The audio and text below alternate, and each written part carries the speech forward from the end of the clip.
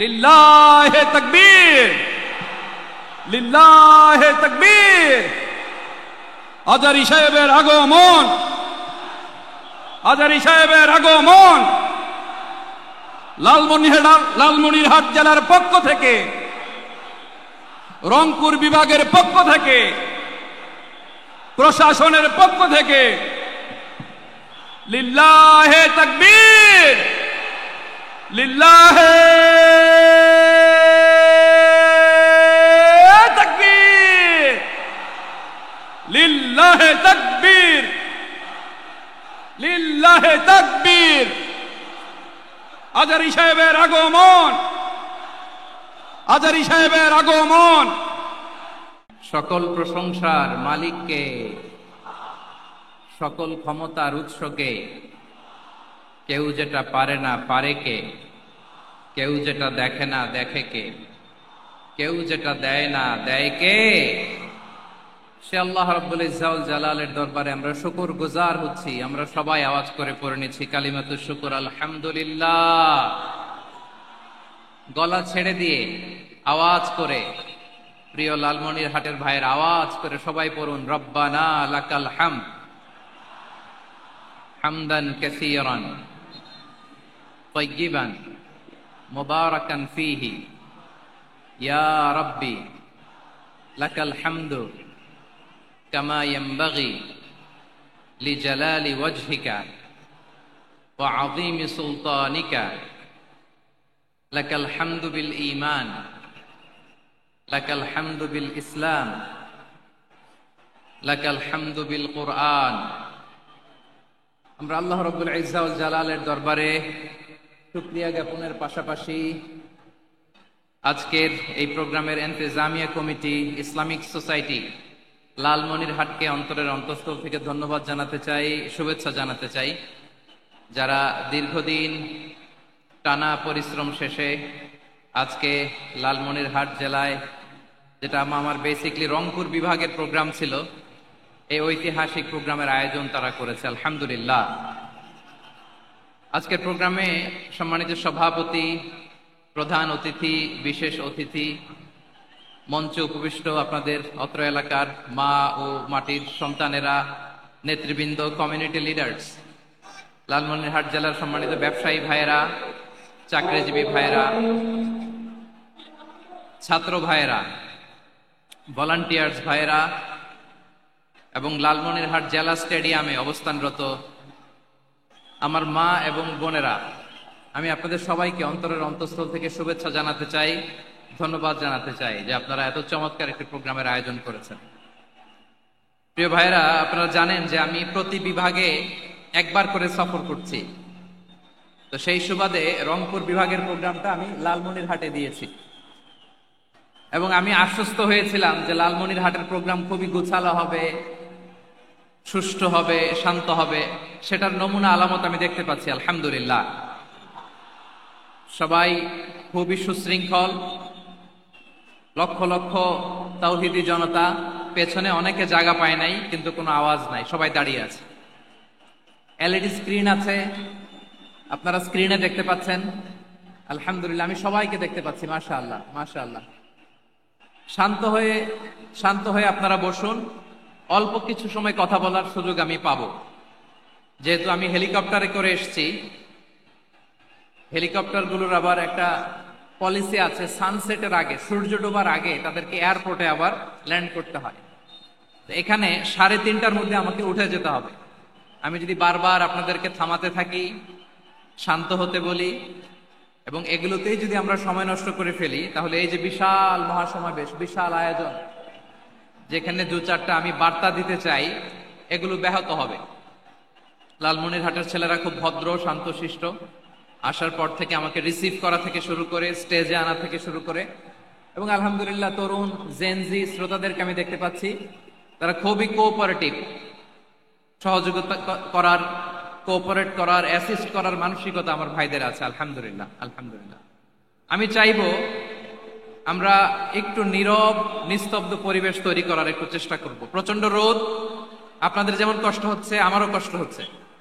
ওনারা বলেছিল স্টেজকে সরাবে, উপরে পর্দা দিবে, আমি বললাম দরকার নাই, দরকার নাই। যে যেই পরিস্থিতিতে আছি আমরা বসি, শান্ত হইতে হবে।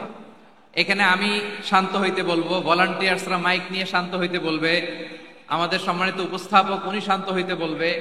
এগুলোর অপেক্ষায় না থেকে নিজ দায়িত্বে আমরা সবাই শান্ত থাকি, যাতে লালমনিরহাটের এই প্রোগ্রাম একটা ইতিহাস হয়ে থাকে বাংলাদেশে, ঠিক কিনা বলেন? আইন শৃঙ্খলা বাহিনী, প্রশাসন, ভলান্টিয়ার্স, শুনেছি আমি প্রায় 5,000 ভলান্টিয়ার্স আপনারা নিয়োগ দিয়েছেন। আলহামদুলিল্লাহ, আলহামদুলিল্লাহ। অনেক গোছালো প্রোগ্রাম। আমার প্রাণ ঢালা ভালোবাসা জানবেন, আমার হৃদয়ের গহীন থেকে ভালোবাসা নিবেন, শুভেচ্ছা জানবেন সবাই। ঠিক আছে, ঠিক আছে। প্রিয় ভাইরা, আমরা আর কাল বিলম্ব না করে মূল আলোচনায় চলে যেতে চাই। আজকে যে টপিকের উপর আমি কথা বলবো, টপিকটা হচ্ছে peaceful coexistence and communal harmony, শান্তিপূর্ণ সহাবস্থান এবং সাম্প্রদায়িক সম্প্রীতি। আমাদের বাংলাদেশে সাম্প্রদায়িক সম্প্রীতি আছে না নাই? আবহমান কাল থেকে আমরা মুসলিম, হিন্দু, বৌদ্ধ, খ্রিস্টান, পাহাড়ি, নৃগোষ্ঠী মিলেমিশে একাকার, আমরা সবাই মিলে বাংলাদেশ। আওয়াজ করে বলেন ঠিক কিনা? আমাদের পারস্পরিক সম্প্রীতি, ভালোবাসা, সৌহার্দ্যপূর্ণ আচরণ, বোঝাপড়া, এটা বেশ মজবুত। তবে মাঝে মাঝে আমাদের এই সম্প্রীতির ভেতরে অনেকে ফাটল ধরাতে চায়। আমরা যে সুখে আছি, শান্তিতে আছি, এটা অনেকের ভালো লাগে না, ঠিক কিনা বলেন? আমাদের মধ্যে সাম্প্রদায়িক সম্প্রীতি, সৌহার্দ্যপূর্ণ আচরণ, ভালোবাসা, এটা আবহমান কাল ধরে আছে। তার প্রমাণ, আমরা তাফসিরুল মাহফিলের আয়োজন করলে আমাদের হিন্দু ভাইরা ডিস্টার্ব করে না, ঠিক কিনা? এবং আমি যদি বলি হাত তোলেন, হিন্দু ধর্মের কারা কারা এসেছেন, কত শত কত হাজার যে হাত উঠবে, আপনি অবাক হয়ে যাবেন। আমি চাচ্ছি না হাত উঠাতে। খুলনাতে সর্বশেষ যে আমি প্রোগ্রাম করে গেলাম, সেখানে কয়েকশো হিন্দু ভাই আসছে আমাদের আলোচনা শুনতে, আলহামদুলিল্লাহ। অনেক বৌদ্ধরা আসে, অনেক খ্রিস্টানরা আসে। এবার সফরেও অনেক হিন্দু ভাইরা আমার সাথে দেখা করেছে। তারা বলেছে, হুজুর আমরা আপনার আলোচনা শুনি। আলহামদুলিল্লাহ বলেন।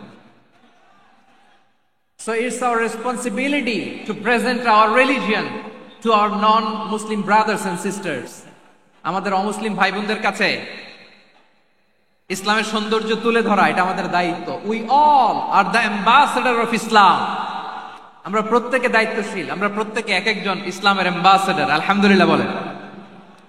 এজন্য এমন ভাবে দ্য বিউটি অফ ইসলাম, ইসলামের সৌন্দর্য আমাদেরকে ফুটিয়ে তুলতে হবে, যাতে করে নন মুসলিমরা শাহাদা পড়ে, কালিমা পড়ে মুসলমান হয়ে যায়। অনেক নন মুসলিম ভাই বোন আমাদের হাতে শাহাদা পড়ে, কালিমা পড়ে মুসলমান হয়েছে, অনেক। সো আমরা যেন ইসলামের বিউটিটাকে তুলে ধরতে পারি, এবং এই যে সম্প্রীতি, এটাকে যেন আমরা অটুট রাখতে পারি। আদতে বাংলাদেশের ইতিহাস বলে আমাদের দেশে কোনো দাঙ্গা নাই, আছে? লালমনিরহাটের ভাইরা আওয়াজ করে বলেন, আমাদের দেশে হিন্দু মুসলিম দাঙ্গা আছে? আমরা ভাই ভাই, আওয়াজ করে বলুন তো, আমরা কি ভাই ভাই? কিন্তু কিছু দুষ্ট লোক আছে, তারা আমাদের সম্পর্কের মধ্যে ফাটল ধরাতে চায়, ঠিক কিনা বলেন? মাঝে মাঝে ঝগড়া লাগাতে চায়। দেখবেন পত্রপত্রিকায় দেখা যায় বিভিন্ন ধর্মীয় উপাসনালয়গুলোতে হামলা চালানো হয়। এগুলো রাজনৈতিক উদ্দেশ্য প্রণোদিত, এগুলোর সাথে ইসলামের কোনো সম্পর্ক নাই। এজন্য এই দুর্বৃত্তদের ব্যাপারে আমাদের সাবধান থাকতে হবে। আমরা সবসময় যেমনি ঐক্যবদ্ধ, ইউনাইটেড, আমরা যদি এরকম ইউনাইটেড থাকি, এই সমস্ত দুর্বৃত্তদের কালো হাত ভেঙে দিতে আমাদের 1 ঘন্টাও লাগবে না। চিল্লায় বলো ঠিক কিনা? আমরা সংঘবদ্ধ থাকবো। এই যে আমাদের পিসফুল কোএক্সিস্টেন্স, শান্তিপূর্ণ সহাবস্থান। হিন্দুরা পূজা করে, যেদিন হিন্দুদের পূজা অনুষ্ঠান, আমরা ওই দিন তাফসির মাহফিল করি না, ঠিক কিনা বলেন? যেদিন আমাদের তাফসিরুল কোরআনের প্রোগ্রাম, ওই দিন আমাদের হিন্দু ভাইরা ডিস্টার্ব করে না। সুবহানাল্লাহ। হিন্দুদের পূজা অনুষ্ঠানে মাদ্রাসার ছাত্র যে পাহারা দেয়, গোটা বিশ্বে এরকম দৃষ্টান্ত নজির বিরল, ঠিক কিনা বলেন? আইন শৃঙ্খলা বাহিনীর পাশাপাশি মাদ্রাসার ছাত্ররা যে সেখানে পাহারা দেয়, গোটা পৃথিবীতে এই দৃষ্টান্ত আপনি পাবেন। মাদ্রাসার ছাত্ররা, তারা তো কোরআনের ধারক, তারা হাদিসের ধারক, তারা কেন মন্দির পাহারা দিবে? এই সম্প্রীতিকে ধরে রাখার জন্য, এই সৌহার্দ্যকে ধরে রাখার জন্য, আমাদের পারস্পরিক ভালোবাসাকে অটুট রাখার জন্য। আওয়াজ করে বলতে হবে, ঠিক কিনা? এখন বলেন, আমাদের এই ভালোবাসা অটুট থাক আমরা চাই কি চাই না? আমরা হিন্দু মুসলিম মিলেমিশে শান্তিপূর্ণ সহাবস্থান, সাম্প্রদায়িক সম্প্রীতি, লালমনিরহাটের ভাইয়ের আওয়াজ করে বলুন, এই সাম্প্রদায়িক সম্প্রীতি আমরা চাই কি চাই না? আল্লাহ এই দেশকে তুমি বরকতময় করো, বাংলাদেশকে তুমি শান্তিময় করো। আওয়াজ করে সবাই বলেন আমিন। এই জায়গাটাতে সামান্য একটু আওয়াজ হচ্ছিল, এটাও থেমে গেছে, আলহামদুলিল্লাহ আলহামদুলিল্লাহ। এখন একেবারে everything is in my control, মাশাআল্লাহ। ঠিক আছে, আমি মূল আলোচনায় যাই। প্রিয় ভাইরা, আমি বলেছিলাম আমার আলোচনার বিষয় হচ্ছে শান্তিপূর্ণ সহাবস্থান, সাম্প্রদায়িক সম্প্রীতি। আমরা দেখব ইসলাম আমাদেরকে কি কি দিক নির্দেশনা দেয়। শান্ত হইতে হবে, খরগোশের কানের মতো কান দুটো আমার দিকে করে রাখেন। আমি এখনো উঠে যাব, হাত নাড়ায় লাভ নাই, আমি উঠে যাব। তাকায় থাকো আর কান খাড়া, আওয়াজ হবে না। হ্যাঁ, মাশাআল্লাহ মাশাআল্লাহ, ঠিক আছে। আমরা দেখবো যে রাসূল সাল্লাল্লাহু আলাইহি ওয়াসাল্লাম এই পিসফুল কোএক্সিস্টেন্সের জন্য আমাদের কি শিখিয়েছেন, কি কি গাইডলাইন দিয়েছেন। আমরা 1 2 3 4 করে এগুলো আপনাদের সাথে শেয়ার করব। আমি আপনাদের খেদমতে সূরাতুল আনআমের 108 নম্বর আয়াত তেলাওয়াত করেছি। এখানে আল্লাহ রাব্বুল ইজ্জা ওয়াল জালাল তিনি ইরশাদ করছেন, ওয়ালা তাসুবুল্লাযীনা ইয়াদউনা মিন দুনিল্লাহি ফায়াসুবুল্লাহা আদওয়ান বিগাইরি ইলম কাযালিকা যায়্যান্না লিকুল্লি উম্মাতিন আমালাহুম থুম্মা ইলা রাব্বিহিম মারজিউহুম ফায়ুনাব্বিউহুম বিমা কানু ইয়ামালুন। রব্বুল আলামিন বলেন, গোলাম ও আমার ইমানদার বান্দারা শোনো শোনো, ও আমার বিশ্বাসী বান্দারা শোনো শোনো, লা তাসুবুল্লাযীনা ইয়াদউনা মিন দুনিল্লাহ ফায়াসুবুল্লাহা আদওয়াম বিগাইরি ইলম। ও আমার বিশ্বাসী বান্দারা, যারা আল্লাহকে ব্যতি রেখে, আল্লাহকে বাদ দিয়ে অন্য উপাস্যকে ডাকে, দেবীর পূজা করে, দেবতাদের পূজা করে, তোমরা খবরদার তাদের গালি দিও না। আওয়াজ করে বলেন, কি দিও না? আল্লাহ বলেন, ও বিশ্বাসীরা শোনো, যারা আল্লাহকে বেছে রেখে দেব দেবীর পূজা করে, অন্য উপাস্যের পূজা করে, তাদেরকে ডাকে, ওই দেবতাদেরকে তোমরা গালি দিও না। যদি ওই দেবতাদেরকে গালি দাও তাহলে ভুলবশত, শত্রুতাবশত তারা তোমাদের রব আল্লাহকে গালি দেবে, ঠিক কিনা? তোমরা যদি তাদের দেবতাদের গালি দাও, ওরা রেগে তোমার আল্লাহরে গালি দিবে, তাহলে আল্লাহরে গালি খাওয়ানোর কারণ হয়ে গেলাম আমি, ঠিক কিনা বলেন? রব্বুল আলামিন বলেন, খবরদার বিশ্বাসীরা, আল্লাহ ছাড়া যারা অন্যান্য উপাস্যদেরকে ডাকে, দেবতাদেরকে ডাকে, তাদেরকে তোমরা গালি দিও না। ওই সমস্ত দেবতাদেরকে যদি তোমরা গালি দাও তাহলে তারা আল্লাহকে গালি দিবে, ঠিক কিনা বলেন? আমরা দেবতাদের গালি দিলে ওরা আল্লাহকে গালি দিবে। রব্বুল আলামিন বলেন, খবরদার দেবতাদেরকে গালি দিও না, তাহলে ওরা তোমার রব আল্লাহরে গালি দেবে। প্রতিটি জাতির জন্য তাদের কাজকে আমি আল্লাহ সুশোভিত করে রেখেছি, তারা সবাই একদিন আমার কাছেই ফিরে আসবে। এরপর আমি রব্বুল আলামিন তাদের আমলনামা তাদেরকে জানিয়ে দেব। সুবহানাল্লাহ পড়ে। প্রিয় ভাইরা, আল্লাহ তাআলা বলেছেন, খবরদার গালি দিও না। আদেশটা কার? আওয়াজ করে বলেন তো। হিন্দুদের দেবতা দেবদেবীদেরকে গালি দেওয়া যাবে না। আওয়াজ করে বলুন প্রিয় ভাইরা, এই আদেশটা কার? এই আপনাদের গলার আওয়াজ। অন্য ধর্মের দেবতাদেরকে যে গালি দেওয়া যাবে না, এই আদেশটা কার? আরো জোরে বলুন, কার? গালি দিবেন কোন দেবতাকে? দিবেন? যদি দেন তাহলে ওরা আল্লাহরে গালি দিবে, তাহলে আল্লাহরে গালি খাওয়াইলো কে? আপনি, ঠিক কিনা বলেন? আমি আল্লাহকে গালি খাওয়ানোর কারণ হলাম, কারণ আমি যদি গালি না দিতাম ওরা আমার রবকে গালি দিত না। আওয়াজ করে বলেন ঠিক কিনা? তাহলে প্রিয় ভাইয়েরা, ইসলাম আমাদেরকে শিখায়, সূরাতুল আনআমের 108 নম্বর আয়াত থেকে আমরা বুঝলাম, কোন ধর্মকে ছোট করা যাবে না। অন্য ধর্মকে ছোট করা মানে ইসলামকে ছোট করা। অন্য ধর্মের দেবতাকে গালি দেওয়া মানে আল্লাহকে গালি খাওয়ানো। আওয়াজ করে বলেন ঠিক কি না? খবরদার, এটা করা যাবে না। আর অন্য ধর্মের দেবতাকে যদি আপনি গালি দেন, ওরা ইসলাম থেকে দূরে সরে যাবে। যাও ইসলামের প্রতি আকৃষ্ট হয়েছিল আর কোনোদিন ইসলামের ধারে কাছে আসবে না। আওয়াজ করে বলেন ঠিক কিনা? এজন্য কখনো কোনোদিন অন্য ধর্মের দেবতাদেরকে গালি দেয়া যাবে না। অন্য ধর্মের কোন দেবতাদেরকে আমরা গালি দিব না, গালি দিব না, বরং ইসলামের beauty, the beauty of Islam, ইসলামের সৌন্দর্যকে আমরা তুলে ধরব। আমরা যদি বিশ্বনবী সাল্লাল্লাহু আলাইহি ওয়াসাল্লামের জীবনের দিকে তাকাই, তাহলে আমি দেখব বিষ্ণু ইসলাম মক্কাতে কিংবা মদিনাতে অন্য ধর্মের লোকদের সাথে খুব পিসফুলি লাইফ লিড করেছেন। হোক মুশরিক, হোক খ্রিস্টান, হোক ইহুদি, বিশ্বনবী সবার সাথে মিলেমিশে ছিলেন। আলহামদুলিল্লাহ বলেন। ইসলাম হচ্ছে পিসফুল রিলিজিয়ান।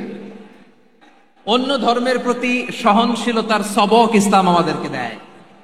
কিন্তু প্রতিটি মুসলিমের এটা মনে রাখতে হবে, আল্লাহর কাছে পছন্দনীয় গ্রহণযোগ্য ধর্ম, জীবনাদর্শ একটি, সেটা হচ্ছে ইসলাম। আওয়াজ করে বলেন সেটা কি? লালমনিরহাটের ভাইয়েরা আওয়াজ করে বলুন, আল্লাহর কাছে মনোনীত ধর্ম একটি, সেটা কি? এজন্য রব্বুল আলামিন বলেন, ইন্নাদ-দীনা ইনদাল্লাহিল ইসলাম, আল্লাহর কাছে মনোনীত গ্রহণযোগ্য অ্যাকসেপ্টেড ধর্ম মতাদর্শ একটা, সেটা হলো ইসলাম। ইসলাম ছাড়া অন্য কোন ধর্ম যদি কেউ তালাশ করে, তার ওই ধর্ম আল্লাহ গ্রহণ করবে না। ওমাইয়াবতাগি গায়রাল ইসলামি দীনান ফালাই ইউকবালা মিন ওয়া হুয়া ফিল আখিরাতি মিনাল খাসিরিন।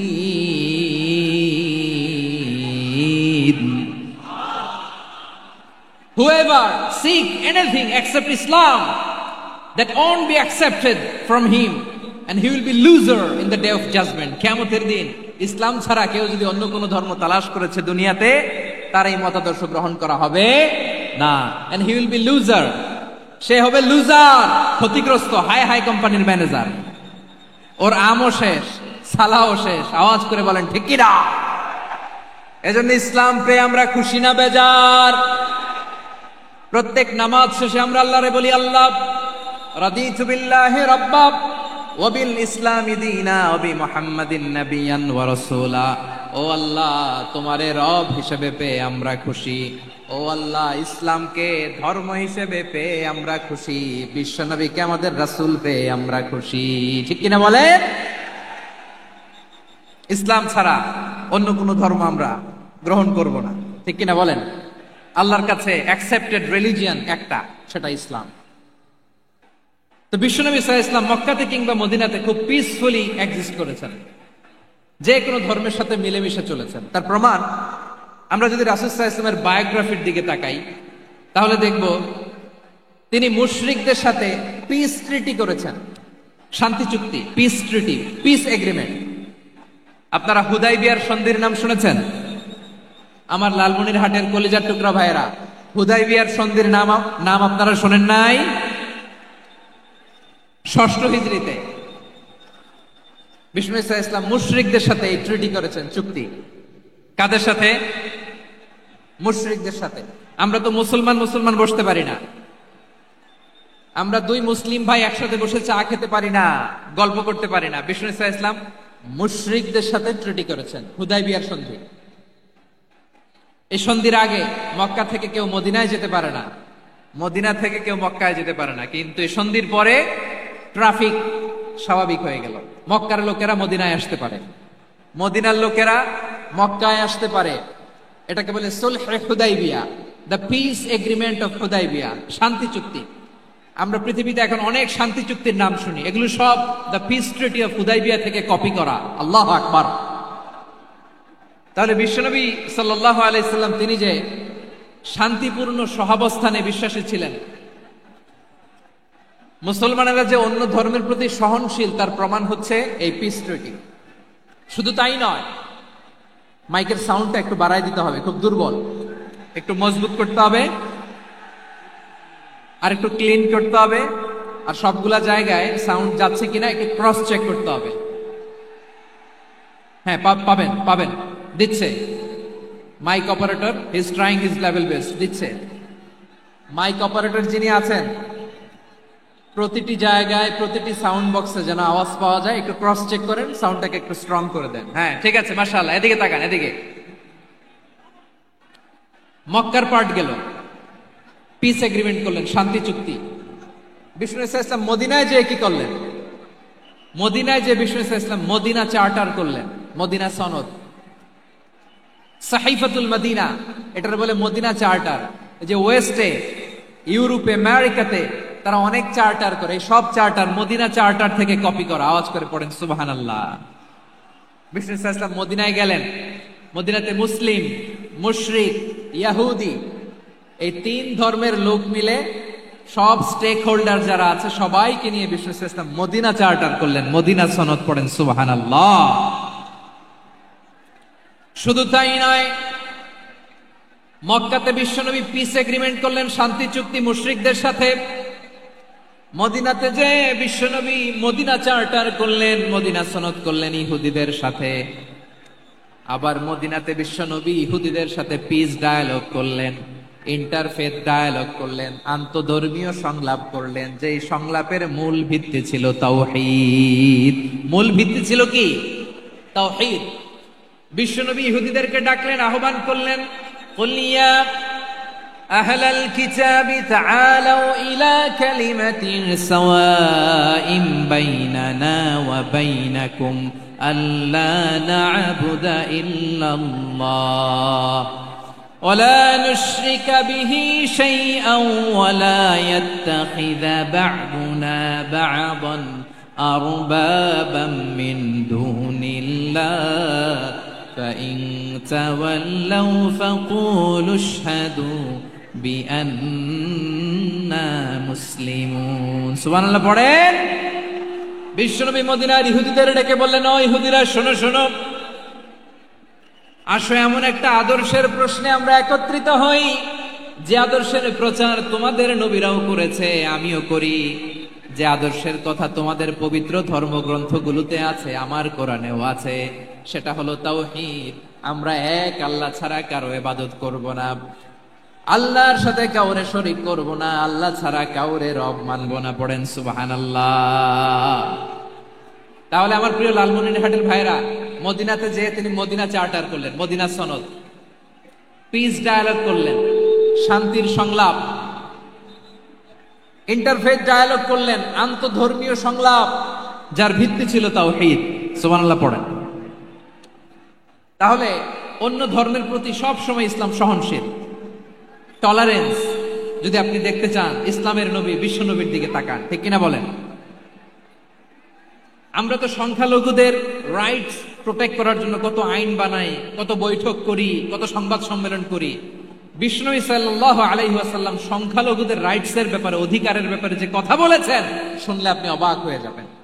বিশ্বনবী বলেন, আলা মান যালামা মুআহাদান আও ইনতাকাসাহু আও কাল্লাফাহু ফাওকা তাআতিহি আও কাল্লাফাহু ফাওকা তাকাতিহি আও আখাযা মিনহু শাইআন বিগাইরি তিবি নাফসিন ওয়া আনা হাজিজুহু ইয়াউমাল কিয়ামা। খবরদার, জেনে রাখো, কেউ যদি কোনো সংখ্যালঘুর উপরে অত্যাচার করে, কোন সংখ্যালঘুর প্রাপ্য থেকে যদি কেউ কাউকে ঠকায়, সংখ্যালঘুর উপর যদি কেউ কষ্ট দেয়, কোন সংখ্যালঘুর সম্পদ যদি কেউ জোর করে কেড়ে নেয়, আমি কিয়ামতের দিন বিশ্বনবী ওই সংখ্যালঘুর পক্ষে আর ওই মুসলমানদের বিপক্ষে বাদী হয়ে দাঁড়াবো।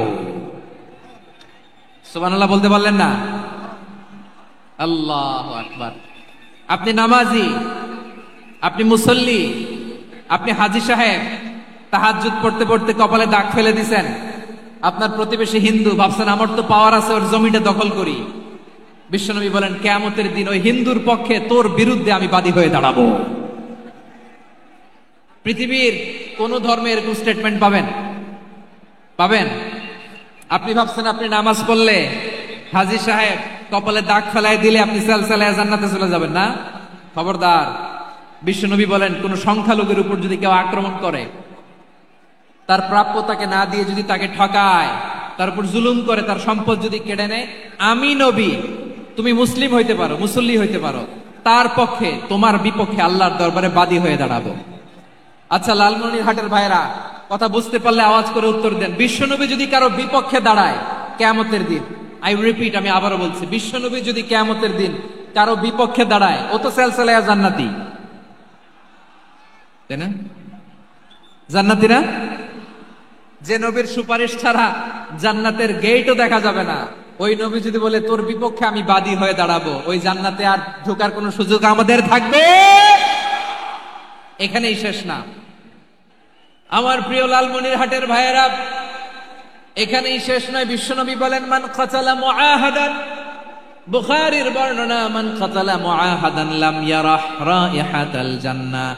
কেউ যদি, কোন মুসলিম যদি অন্যায়ভাবে কোন সংখ্যালঘুকে হত্যা করে, কোন হিন্দুকে হত্যা করে, কোন বৌদ্ধরে হত্যা করে, অন্যায়ভাবে কোন মুসলিম যদি কোন সংখ্যালঘুরে হত্যা করে, জান্নাতে যাওয়া তো দূরের কথা, ওই মুসলিম জান্নাতের ঘ্রাণও পাবে না। সেই বুখারীর বর্ণনা, মান কাতালা মুআহাদান লাম ইয়ারাহ রাইহাতাল জান্নাহ ওয়া ইন্না রিহাহা লা ইউজাদু মিন মাসিরাতি 40 আমা। যে জান্নাতের ঘ্রাণ 40 বছর দূরের রাস্তা থেকেই পাওয়া যায়। সুবহানাল্লাহ পড়েন। প্রিয় ভাইরা, এখান থেকে জান্নাতে পৌঁছতে লাগবে 40 বছর। এত দূর, কত বছর? সবাই বলেন কত বছর? এখান থেকে জান্নাতে পৌঁছতে লাগবে 40 বছর। এত দূরে থাকতেই জান্নাতের ঘ্রাণ আপনার নাকে এসে ধাক্কা মারবে। বিশ্বনবী বলেন, যে ব্যক্তি কোন সংখ্যালঘুকে হত্যা করে, জান্নাতের ঘ্রাণ তো পাবেই, জান্নাতে তো ঢুকতে পারবেই না, জান্নাতের ঘ্রাণও তার নাকে লাগবে না। পড়েন নাউযুবিল্লাহ।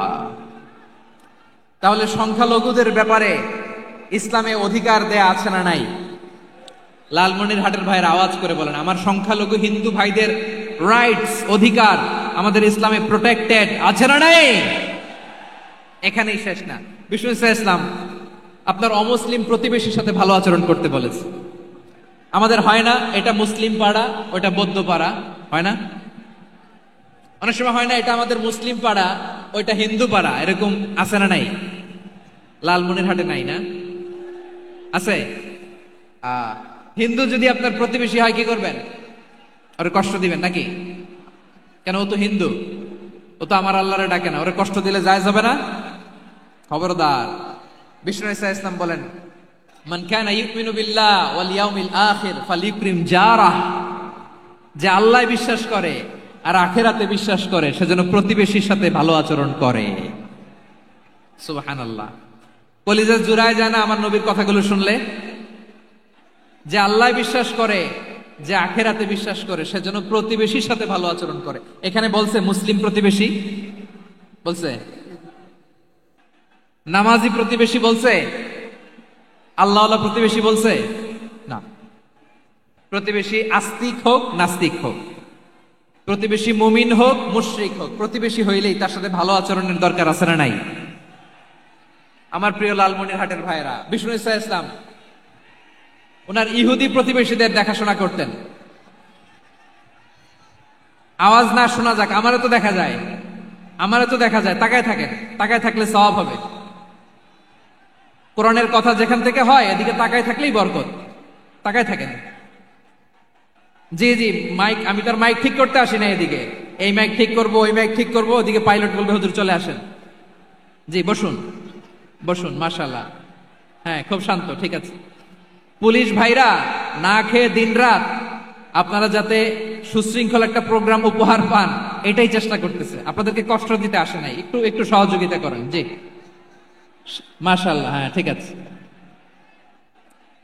আমার প্রিয় ভাইরা, প্রতিবেশী আস্তিক হোক নাস্তিক হোক, মুসলিম হোক হিন্দু হোক, তার সাথে ভালো আচরণ করতে হবে। বিষ্ণু ইসলাম ওনার ইহুদি প্রতিবেশীর বাসায় যেতেন। কোন প্রতিবেশী? ইহুদি। আওয়াজ করে বলেন, কোন প্রতিবেশী? ইহুদি।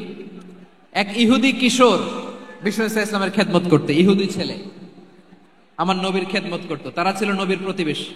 তো অনেকদিন হয় ইহুদি ছেলেটা আসে না। বিশ্বনবী খোঁজ দিলেন, ঘটনা কি? একটা ইহুদি ছেলে না আমার খেদমতে আসতো, ছেলেটা কই? খোঁজ নিয়ে জানলেন ছেলেটা অসুস্থ। বিষ্ণু ইসলাম ওই ইহুদির বাড়িতে চলে গেলেন ওই ছেলেটাকে দেখা করার জন্য, ভিজিট করার জন্য। সুবহানাল্লাহ পড়বেন না? গেলেন, যে দেখে ইহুদি ছেলেটা মুমূর্ষ, জান যায় যায় ভাব, বিছানায় পড়ে আছে, তার বাবা দাঁড়ানো।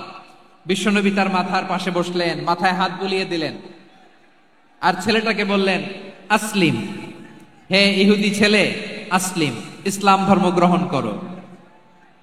তো ছোট্ট ছেলে ভাবে আমরা ইহুদি, এখন ইসলাম ধর্ম গ্রহণ করলে আব্বা যদি বকা দেয়, ফানাযারা ইলা ওয়াজহি আবি, ছেলেটা তার বাবার চেহারার দিকে তাকালো, দেখি আব্বা কি কয়। আব্বা যদি বলে তাইলে ইসলাম ধর্ম গ্রহণ করবে। ইহুদি ছেলেটা তার বাবার দিকে যখন তাকালো, ওর বাবা বলে আতি আবুল কাসিম, আবুল কাসিম যা বলে তাই করো। আবুল কাসিম হচ্ছে বিষ্ণু ইসলামের একটা কুনিয়াত, উপনাম। আমার রাসূলের বড় ছেলের নাম ছিল কাসেম। যেমন দেখবেন আমাদের এলাকায় কারো বড় ছেলের নাম যদি হয় আব্দুল্লাহ, এরা আব্দুল্লাহর বাপ বলে ডাকে। কারো বড় মেয়ের নাম যদি হয় ফাতেমা, এরা কি ডাকে? ফাতেমার বাপ বলে না? তো বিষ্ণু ইসলামের বড় ছেলের নাম ছিল কাসেম। ইহুদি বাবা বলল আতি আবুল কাসেম, আবুল কাসেম যা বলে তাই শোনো, মানে মোহাম্মদ যা বলে তাই শোনো।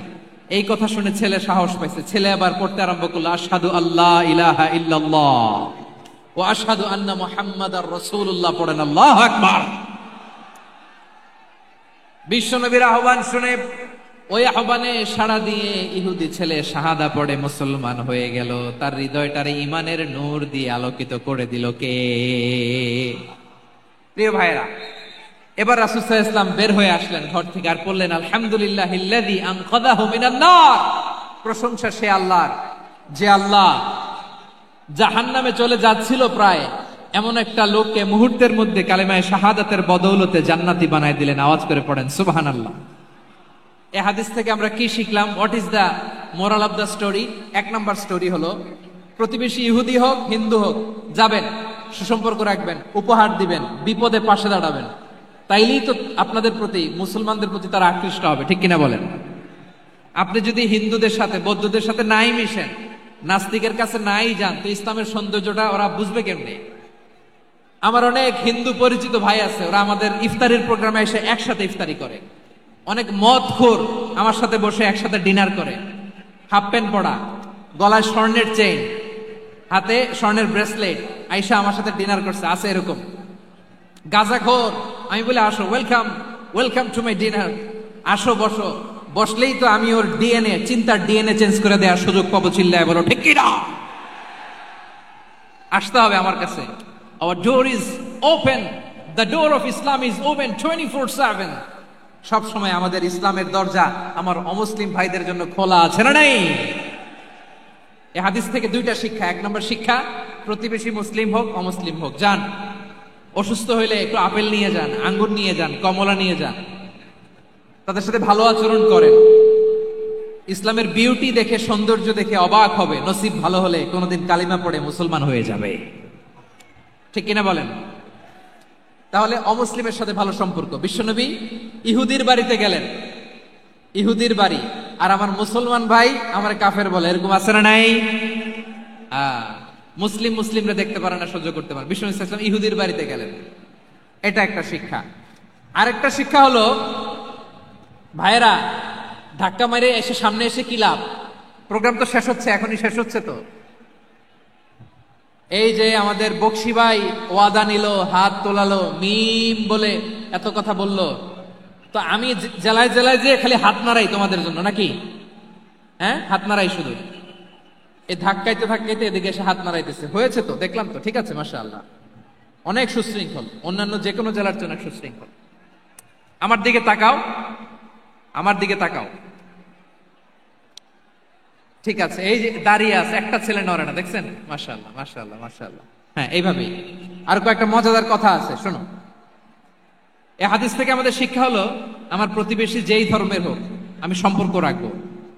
অসুস্থ হলে যাব, কি বলেন ভাইরা? যাবেন না? যাবেন না আপনারা? আচ্ছা, 2 নম্বর শিক্ষা হলো, বিষ্ণু ইসলামের খাদেম ছিল ইহুদি, এতদিন খেদমত করলো, একদিনও বিশ্বনবী ওরে কালিমার দাওয়াত দেয় নাই। কারণ কি? বিশ্বনবী একটা ভালো সময়ের অপেক্ষা করতেছিলেন, প্রপার টাইমিং। দাঈর কাজ হচ্ছে দাঈ ইলাল্লাহ, সে হচ্ছে সুযোগ সন্ধানী। দাঈ সুযোগ খোঁজে, কখন দাওয়া দিলে ব্যাটে বলে হবে, ঝুপ বুঝে কোপ মারে, ঠিক কিনা বলেন?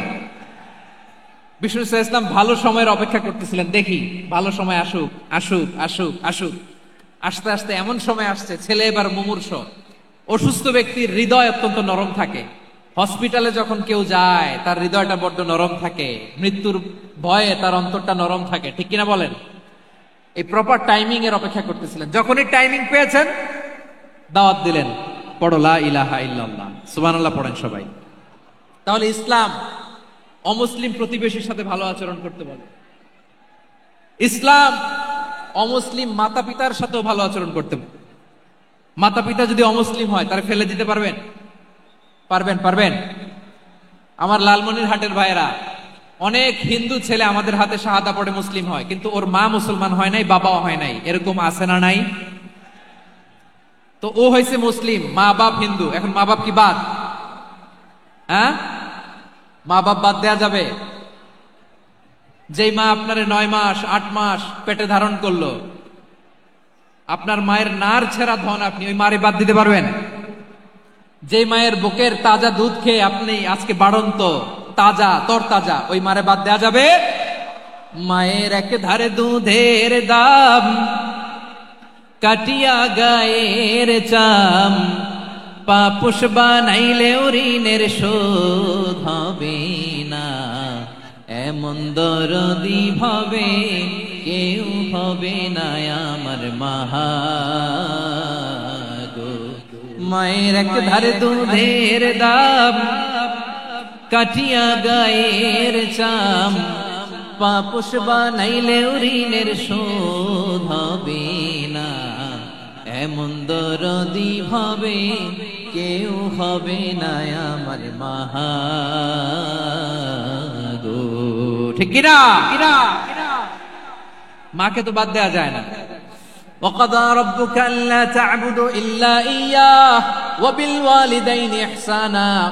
আল্লাহ বলে অবধারিত দুইটা ভার্ডিক্ট তোমাদের জন্য, এক আল্লাহর ইবাদত করবা আর মা বাবার প্রতি ইহসান করবা। আদেশটা কার? মা বাবার প্রতি ইহসান করতে হবে। আমার মা হিন্দু হোক ভালো আচরণ করতে হবে, বৌদ্ধ হোক ভালো আচরণ করতে হবে। আমার যে সমস্ত হিন্দু ভাইয়েরা মুসলিম হয়েছে, তোমাদের মা বাবা এখনো মুসলমান হয় নাই, তাদের সাথে ভালো আচরণ করতে হবে। আপনাদের খেদমত নিজে করতে হবে অথবা খেদমতের ব্যবস্থা করাই দিতে হবে। মান্থলি যে খরচ লাগে এটা দিতে হবে। আরে তুমি এখন মুসলিম, তোমার মা বাবা হিন্দু, এখনই তো সুযোগ ইসলামের সৌন্দর্য দেখানো। এখন মা বাবা যদি দেখে আরে এটা হিন্দু থাকতে তো বদমাইশ ছিল, বেয়াদব ছিল, কি এমন ধর্ম সে গ্রহণ করলো যেটা গ্রহণের সাথে সাথে সে পাল্টে গেল? কি এমন ধর্ম সে গ্রহণ করেছে যেটা তার জীবনকে আলোকিত করে দিয়েছে?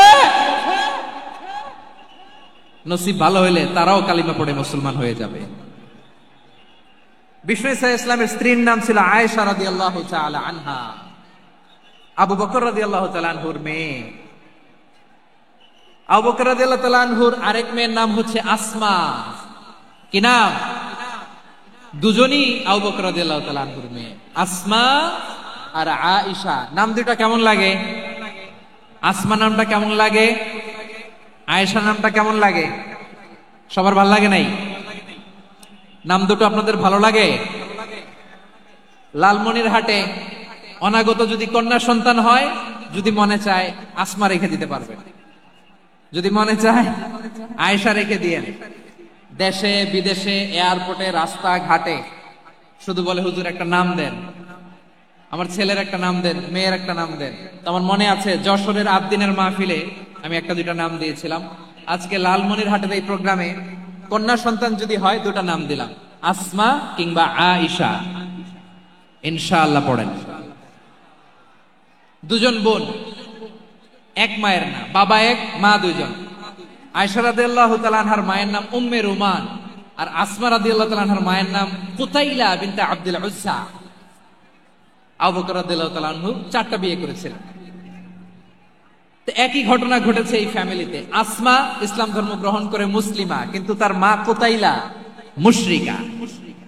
আই রিপিট, বোঝার জন্য আমি আবারও বলি, আসমা রাদিয়াল্লাহু তাআলা আনহা মুসলিমা, আর আসমার মা কুতাইলা, আওয়াজ করে বুঝে থাকলে বলেন, আসমার মা মুশরিকা। তার মানে মেয়ে মুসলিম, মা অমুসলিম। ভেজাল আছে না নাই? কিন্তু কুতাইলা আর ধৈর্য ধারণ করতে পারে না। নার ছেড়া ধন, কলিজার টুকরা ধন, কলিজার টুকরা সন্তান আসমারে দেখতে বড্ড মন চায়। সাইয়েদনা আসমা রাদিয়াল্লাহু তাআলা আনহা মক্কা থেকে হিজরত করে মদিনায় চলে গেলেন। হুদাইবিয়ার পর যখন মক্কা মদিনার ট্রাফিক স্বাভাবিক হলো, মক্কার লোক মদিনায় যায়, মদিনার লোক মক্কায় আসে। কোচাইলা কলিজার টুকরা সন্তান আসমারে দেখার জন্য কিছু উপহার নিয়ে বিশাল মরুপথ পাড়ি দিয়ে মক্কা থেকে মদিনায় যায়। সুবহানাল্লাহ বলেন। এখন মা আসছে মেয়ের সাথে দেখা করতে, মেয়ে তো আর দেখা দেয় না। মেয়ে ভাবছে আমার মা তো মুশরিকা, অপবিত্রা, তার সাথে কি দেখা দেয়া যাবে? বিশ্বনবীর দরবারে চলে গেলেন। সুবহানাল্লাহ বলেন। কি সৌভাগ্যবান ছিল তারা, মাসলা জানার দরকার হলেই নবীর দরবারে চলে যেত। ঘরে বউয়ের সাথে ঝগড়া হলে নবীর দরবারে চলে যেত। অনেক সাহাবী বলে আমার পেটে ক্ষুধা লাগলো আমি নবীর কাছে চলে যেতাম, কারণ নবীর চেহারার দিকে তাকালেই আমার পেটের ক্ষুধা মিটে যেত।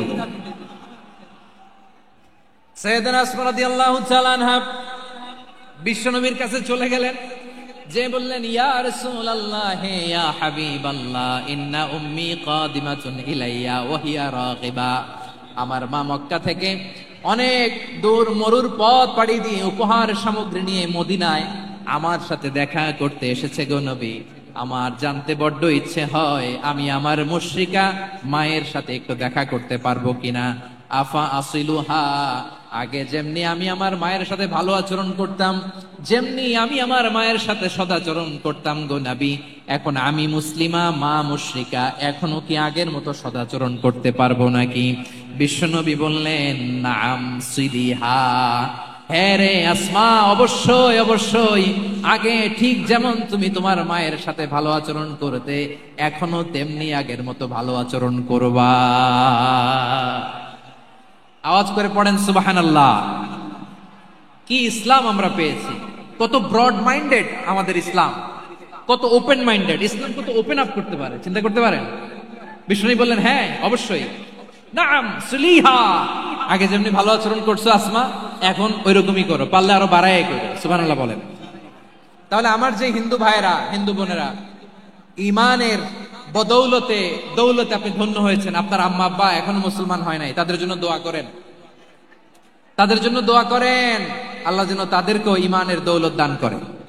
আমরা সবাই পড়ি আমিন, আরো জোরে পড়েন আমিন। এখন বলেন ইসলাম কি ন্যারো মাইন্ডেড রিলিজিয়ান না ব্রড মাইন্ডেড? লালমনিরহাটের যুবক ভাইরা আওয়াজ করো, ইসলাম কি ন্যারো মাইন্ডেড না ব্রড মাইন্ডেড? কতটা ব্রড মাইন্ডেড দেখেন।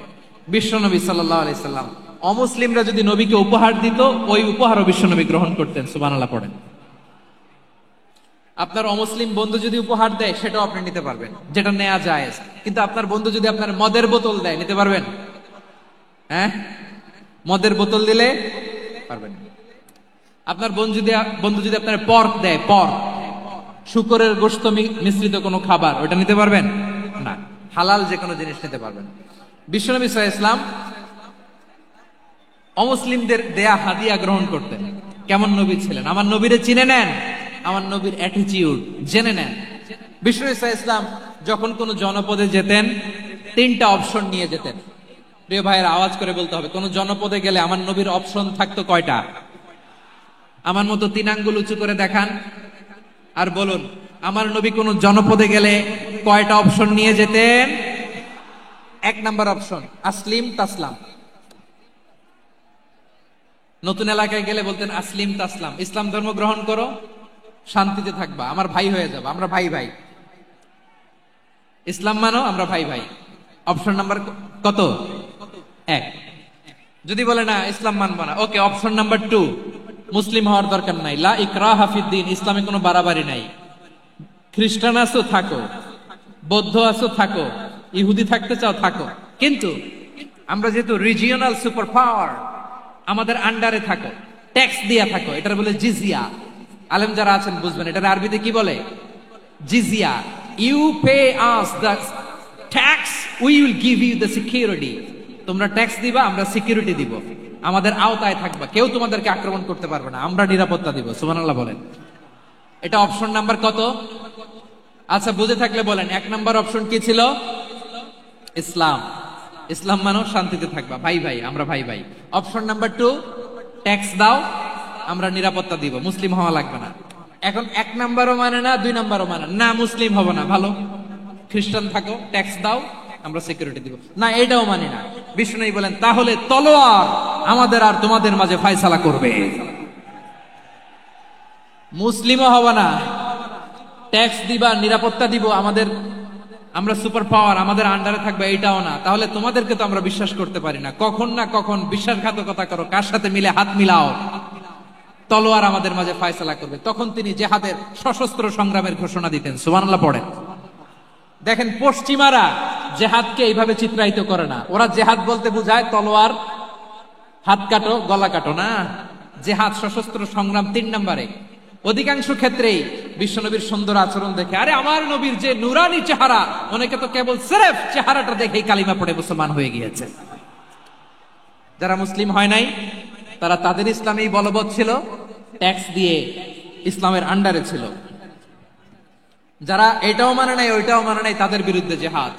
বিষ্ণু ইসলাম 7ম হিজরিতে যখন খায়বার বিজয়ের পরে ইসলাম রিজিওনাল সুপার পাওয়ার হিসেবে আত্মপ্রকাশ করলো, বিশ্বনবী চিঠি লিখলেন অন্যান্য সুপার পাওয়ারের কাছে, রাষ্ট্রীয় চিঠি লেখে এক রাষ্ট্রপ্রধান আরেক রাষ্ট্রপ্রধানের কাছে, ঠিক কিনা বলেন? জানেন না আপনারা?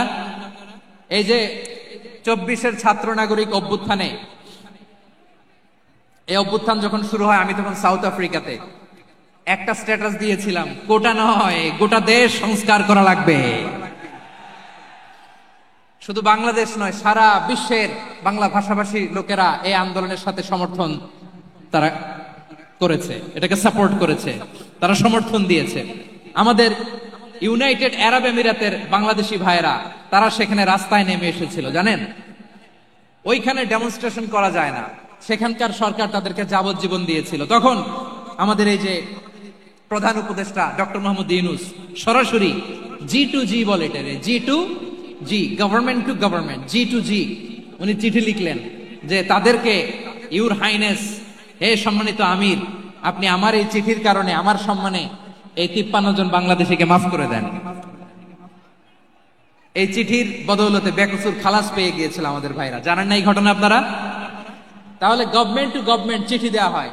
7ম হিজরিতে বিষ্ণু ইসলাম সব সুপার পাওয়ারের কাছে চিঠি দিলেন, রোমান সম্রাটের কাছে, পারস্য অধিপতির কাছে, মিশরের অধিপতির কাছে, সবার কাছে চিঠি লিখলেন।